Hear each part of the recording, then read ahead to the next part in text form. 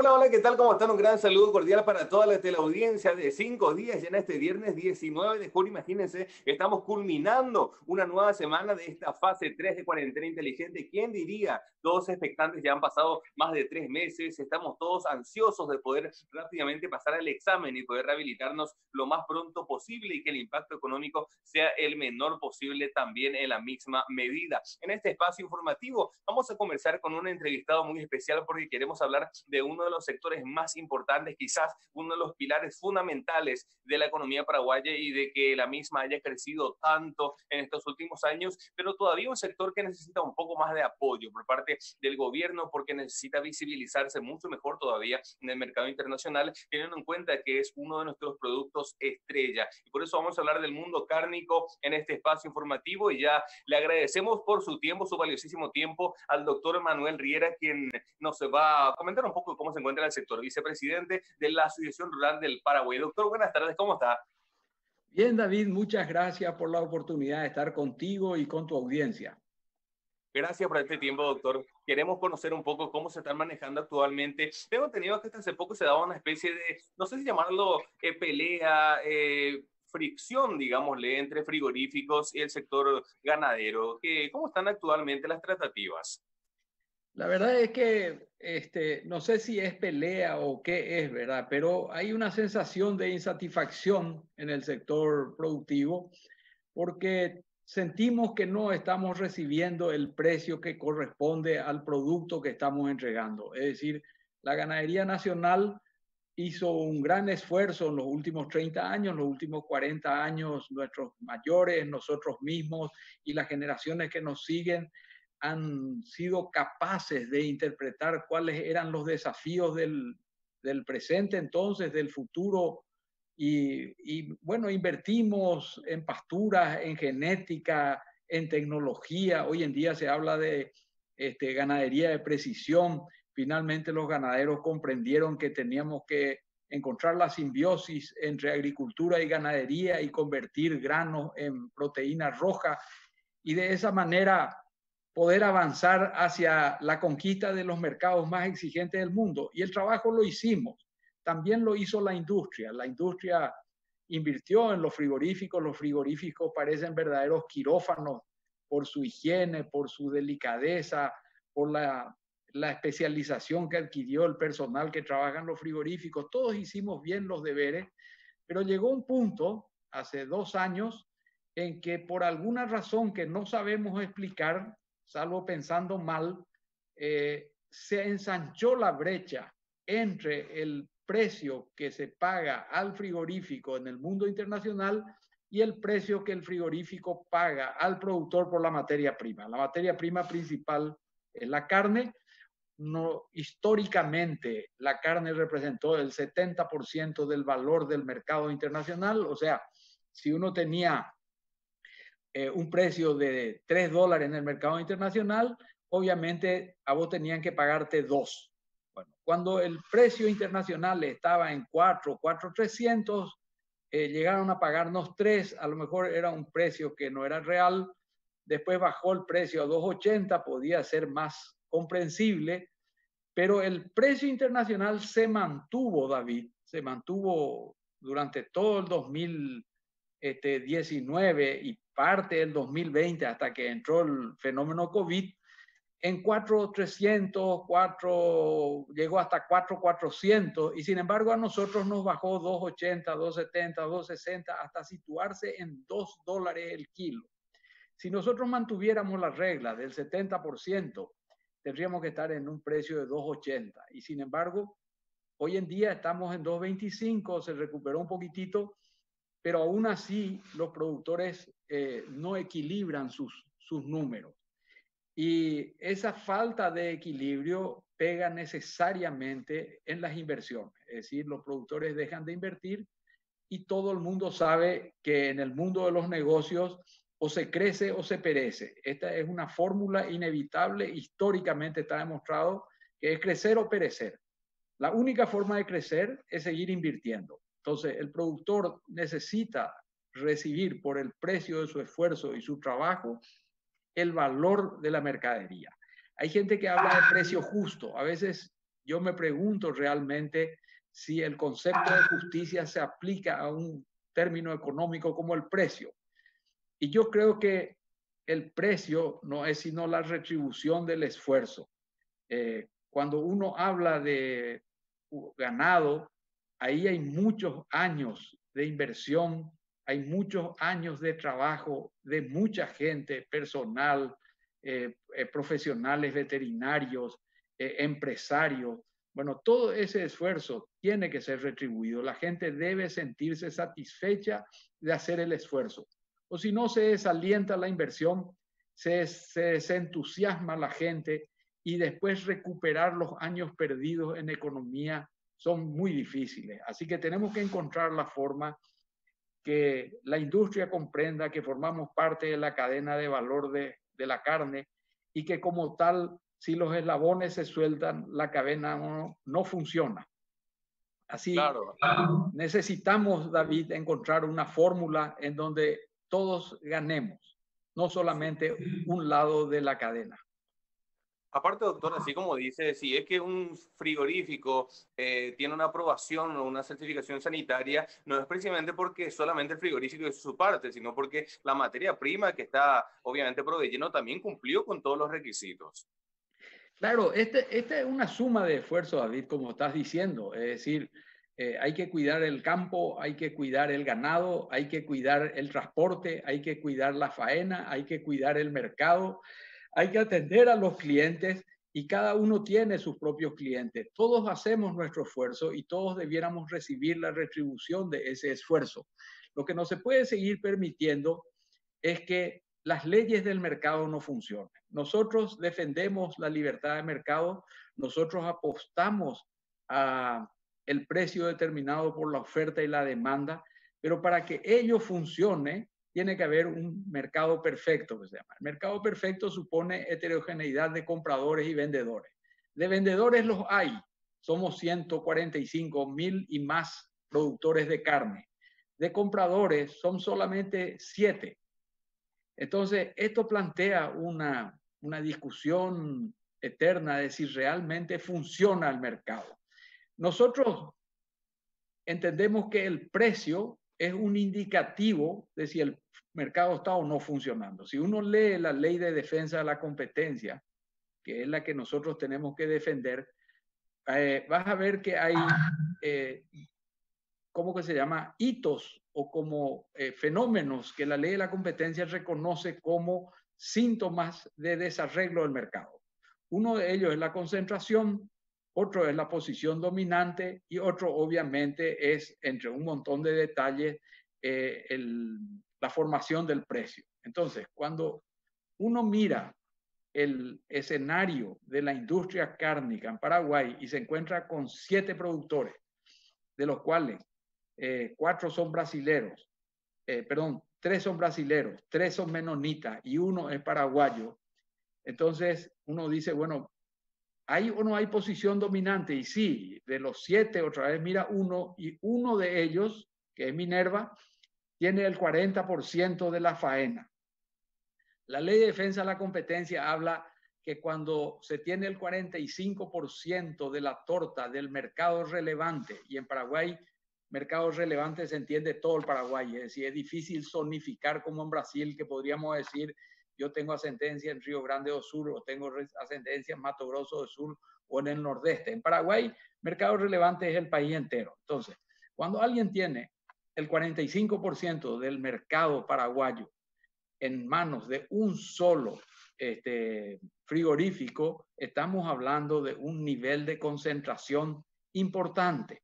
Y si ese nivel de concentración te da una posición de dominante que te permite formar discrecional y arbitrariamente el precio, el Estado tiene el deber de garantizar la libertad de mercado y garantizar la seguridad de lo que se llama la defensa de la competencia. Si el Estado no funciona o no actúa, entonces deja desprotegida a la gente. Y nosotros, los productores, tenemos una característica que no siempre es fácil de comprender. Es decir, es una actividad económica con un terrible arraigo a la tierra. Es decir, nosotros dependemos de la tierra, como los agricultores. No es cuestión de que vos digas, bueno, acá no funcionan las cosas, me voy a otro lado. Es decir, uno está arraigado a la tierra, uno forma parte de la tierra y eso explica el amor del productor a su tierra. Es decir, es difícil explicarle a veces a la gente, pero con ejemplos a veces se comprende. Yo en mi escritorio llego a las 7 de la mañana y a las 7 hay gente o no hay, 7:05 va llegando, saludan, buen día, cada uno se ubica en su lugar, trabajamos, vamos, venimos, nos cruzamos. A las 6 de la tarde se van todos, uno cierra la puerta, el escritorio queda oscura y uno no sabe de sus compañeros de trabajo qué ocurre a partir de las 6 hasta el día siguiente a las 7. En el campo no es así, David. En el campo a las 5 de la tarde, ahora con el invierno, uno baja del caballo, se baja a tomar tereré con el personal. Allá el tema del aislamiento y el tereré no está funcionando muy bien todavía. La gente sigue tomando tereré. A veces se juega voleibol, otras veces se juega fútbol, después se bañan, después te sentás a cenar con ellos, se ve un rato tele, se duerme temprano, al día siguiente se está tomando mate y si de noche se enfermó el hijo del capataz, te despiertan y uno sube a su camioneta, lleva al hijo del capataz al sanatorio. O sea, el campo es una familia. Se desarrolla un lazo muy estrecho de amistad entre la gente que trabaja en el campo y todo el entorno que gira, ¿verdad? Y el campo tiene algo que yo recuerdo que mi padre me decía, tu mundo es un mundo frío, me decía, de papeles, en donde no hay sentimientos, no hay cosas, no es tan así, pero sí bastante. Yo, sin embargo, produzco vida, me decía él, cuando se iba al campo. Yo llego en primavera y hay teros pequeños por todos lados, hay carancho, hay cigüeñas, hay terneritos, hay caballitos, hay ovejitas, todo es vida, todo corre, todo salta, todo es movimiento. Y todo eso genera de alguna manera un entorno que le da un ambiente casi romántico a la actividad ganadera.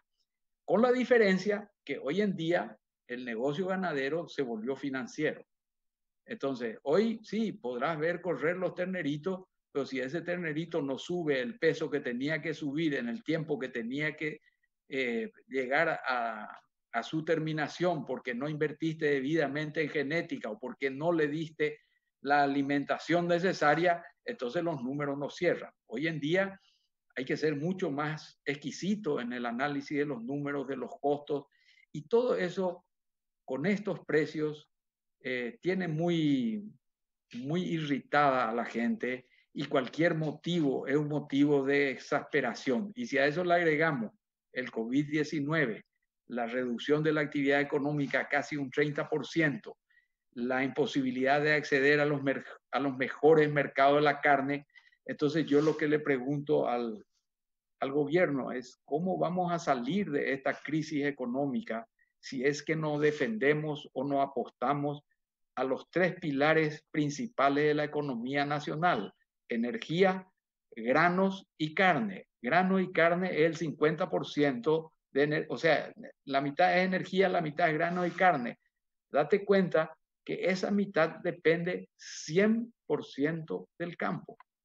Es decir, por eso habrán oído ustedes escucharse entre ustedes los periodistas cuando dicen una frase que parece tonta, pero es real, cuando dicen, si el campo anda mal, la ciudad también. Si el campo anda bien, la ciudad también. Porque, de hecho, ningún día se puede vivir sin lo que produce el campo. Todos los días, desde que amanece hasta que uno se acuesta, vive gracias a lo que produce el campo. Entonces, ese orgullo personal, ese esfuerzo y esa satisfacción general del hombre del campo tiene que estar reconocida por el gobierno, ofreciéndonos las mejores condiciones y oportunidades para crecer, por el gobierno dejándonos acceder a los mejores mercados que en materia de alimentos requieren la certificación de SENACSA en este caso y la intervención de Cancillería para que las relaciones diplomáticas se vuelvan fluidas, y desde el sector privado tenemos el deber de sentarnos a hablar y hasta que nos sangre la lengua discutir, pero encontrar la forma de poder ganar para satisfacción de la gente y de todo el bienestar del país, los mejores mercados del mundo, David. Es así mismo, doctor. Nos está dando un pantallazo, un panorama que quizás muchos ya han perdido en cuanto a la visibilización, digo bien, del sector ganadero. Es importante tener lo que decía, el COVID llegó para cambiar todo, no solamente a nivel país, a nivel regional, sino a nivel mundial. Esta es una coyuntura totalmente atípica, histórica, está marcando un hito en muchos índices porque muchas economías se vinieron abajo, todo ha cambiado y me imagino yo que esta es la oportunidad más que oportuna, valga la redundancia, para que la carne paraguaya pueda aprovechar un poco esa debilidad de otras potencias y mostrar un poco de lo que tenemos para ofrecer realmente. Pero vos date cuenta, David, que el 70% de los mercados internacionales de importación están en Asia, Estados Unidos, y dentro de Asia, para no incluir China y los países asiáticos, simplemente Corea del Sur y Japón, ¿verdad? Y nosotros no estamos en ninguno. Sí. Nosotros estamos jugando en las grandes ligas ahora. Estamos jugando y compitiendo con los grandes productores de carne que son Estados Unidos, Australia, Argentina, Brasil y Uruguay. Ahí estamos nosotros, entre los 10 primeros, ¿verdad? Y resulta que nuestra participación y nuestra pelea de la torta del mercado internacional se reduce al 30%. Y en ese 30% otra vez peleamos con los grandes. O sea, cedemos el 70% a que se peleen los grandes por ese mercado y nosotros peleamos con esos mismos grandes en un 30%.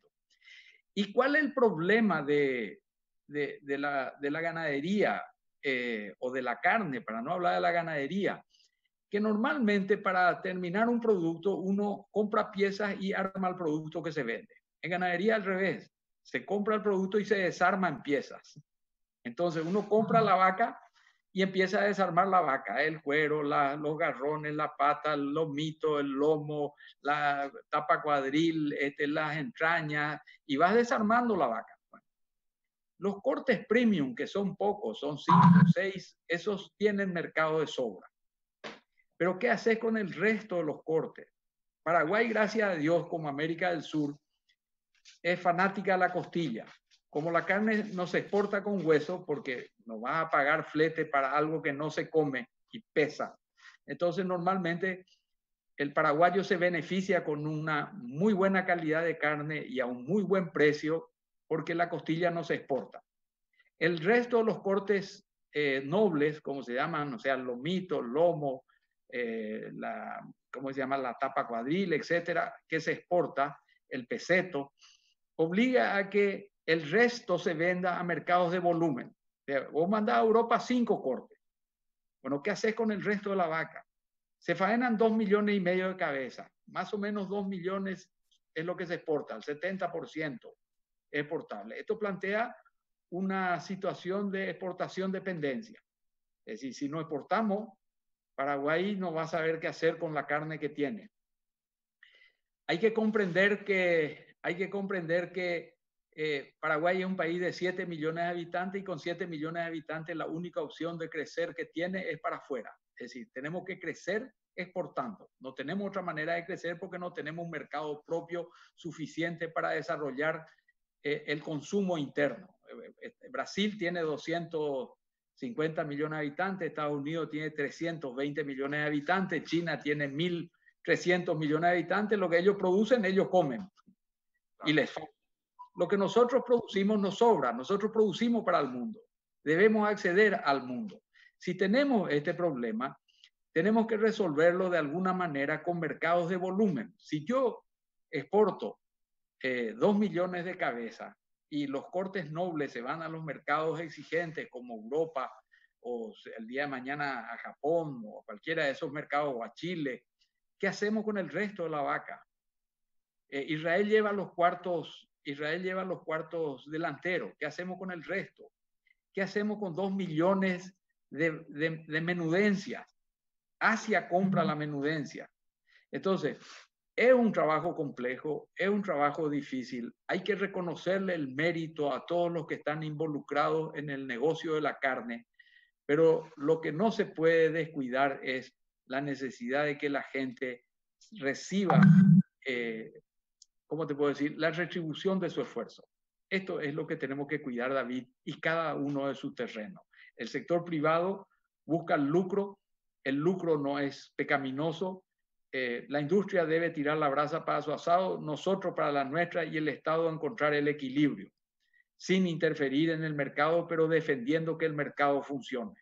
Esto es lo que pedimos, esto es lo que exigimos, esto es lo que hizo que la Rural presentara un pedido a la CONACOM, que es la Comisión Nacional de Defensa de la Competencia, que evalúe si está funcionando el mercado. Esta es la idea, David. Y bueno, doctor, realmente muy importante el destaque y es la competencia que se da no solamente en este sector, mucho ya veníamos manejando también de lo que a la CONACOM se le exige en cuanto al sector de combustibles, por ejemplo, que bueno, hay también una cuestión de dominancia de mercado, hay que discutir. Pero en este último minuto, doctor, quiero preguntarle lo siguiente para ir cerrando, agradeciendo este valiosísimo tiempo que nos brindó. ¿Cómo está visualizando este segundo semestre en cuanto a la reactivación económica? ¿Podríamos terminar bien el año? Los economistas, que son los que saben, a pesar de que hay gente que pone en duda eso, pero finalmente ellos son los que hacen los pronósticos y todas estas cosas, parecen más oráculos ahora que científicos, dicen que este es un año perdido.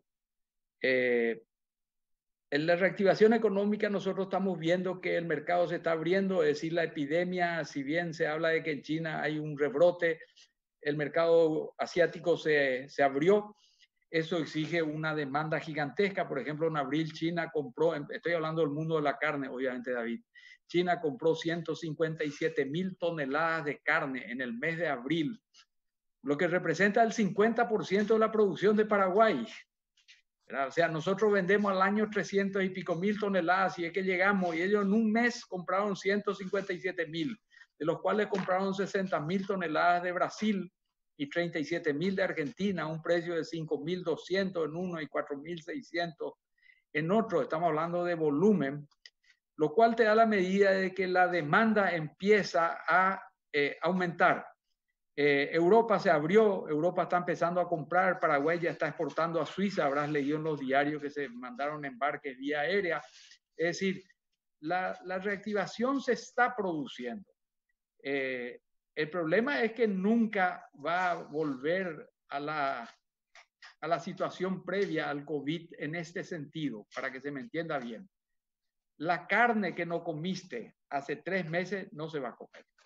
Es decir, vos hace 3 meses te ibas a pedir una hamburguesa, una de las hamburgueserías de Paraguay, y te comías, no sé, 200 libras de carne, 150 libras de carne, ¿verdad? Esa hamburguesa ya no vas a comer. Y la del otro día tampoco. Y la del día siguiente tampoco. Vas a comer una nueva hamburguesa que de hecho hubieses comido luego nomás sin dejar de comer las otras.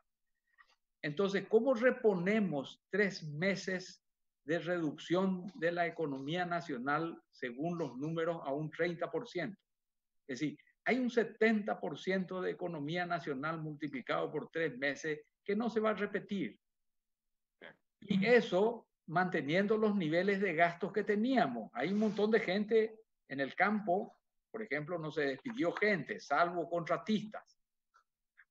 Entonces, todos esos gastos impactan mucho más grandemente que si se hubiera estado vendiendo normalmente. Hoy en día se empieza a notar la recuperación. Recibíamos, en el caso de los machos, $2 por kilo, hoy está en 2.25 y pareciera que hay pujos para arriba. La vaca también está subiendo porque ese es otro problema de la carne. Es decir, la naturaleza produce 50% de machos y 50% de hembras. Los machos son los que dan los cortes premium. Las hembras son carne industrial. Bueno, el 48% o el 45% de la faena es hembra. ¿Qué hacemos con las hembras si no tenemos mercado de volumen? Rusia viene cayendo.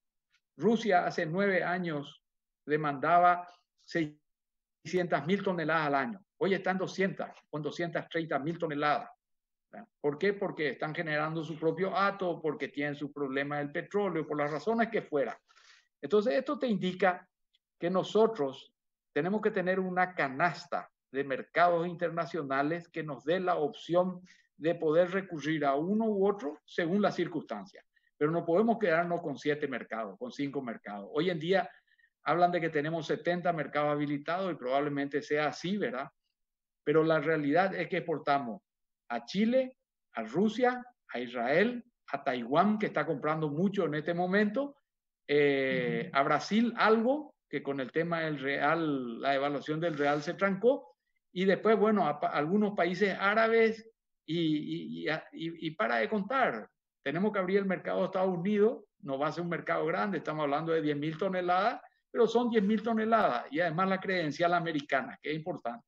Tenemos que abrir Japón, que es mercado premium, pero la verdad que lo que tenemos que hacer es sentarnos a una mesa a hablar cuáles son las herramientas que nos hacen falta. Hasta aquí llegamos con lo que hicimos. De aquí en adelante tenemos que hacer más. Y eso es crear el Instituto de la Carne, eso es establecer los manuales de tipificación, eso es regular el control de la faena con las cajas negras, eso es definir qué nivel de trazabilidad necesitamos para establecer bajo el costo-beneficio a qué mercado queremos llegar, hacer el manual de carne. Tenemos muchísimo que trabajar, muchísimo que hacer y hay mucho por andar. En un país que tiene mucho territorio todavía, que está respetando las leyes de medio ambiente, que tiene un sistema socialmente valioso, económicamente rentable hasta ahora, a pesar de las discusiones que tenemos, ¿verdad? Y ambientalmente sostenible, con mucho sol, mucha agua y muchas oportunidades por delante. Lo que tenemos son oportunidades, solo hay que asumir el desafío. Excelente ese mensaje, doctor, que estaba dejando. Y no solamente para el televidente, estoy seguro de que muchos empresarios, muchos referentes también ven 5 días y espero que se dan eco a través de este canal de sus palabras que son sumamente claves para poder potenciar, como ya decía, uno de los 3 pilares fundamentales de toda nuestra economía. Queremos agradecerle este espacio para mí sumamente valioso. No solamente estamos informándonos, sino conociendo a profundidad de lo valioso de un sector tan grande como es la ganadería, doctor. David, muchas gracias y un último mensaje. El gobierno o el Estado, para no hablar del gobierno, tiene 2 razones de ser, justicia y seguridad. Ambos tienen que ver con el concepto de seguridad, seguridad jurídica y seguridad física. El campo necesita en este momento que los hombres de campo tengan la tranquilidad de ir a sus estancias y las familias de esos hombres tengan la seguridad de que esas personas volverán al seno de la familia sanas y salvas y que los bienes de las personas estén protegidas y puedan circular libremente por el país. Así que una de las labores fundamentales que tenemos es encontrar la manera que el gobierno comprenda que tiene que darnos seguridad jurídica y seguridad física. Sin seguridad no hay inversión. Sin inversión no hay desarrollo. Sin desarrollo no hay bienestar. Luego, apostemos a eso. Es así mismo, doctor. Excelente ese mensaje. Esperemos también que pueda llegar esto a quienes corresponde, a quienes estén viendo del otro lado. Un gran saludo, un gran abrazo, éxitos totales y bueno, esperemos que nos vayamos en una próxima entrevista, doctor. David, a las órdenes. Para nosotros siempre la oportunidad que ustedes nos dan es una manera de hacerle saber a la gente lo que pensamos. Excelente, doctor. Un gran abrazo, saludos. Con esto llegamos al final, nos despedimos. Será hasta las 4 de la tarde. Usted ya sabe, nuestra agenda, nuestra cita de todos los días. Será hasta entonces. Gracias por la compañía. Chao. Gracias.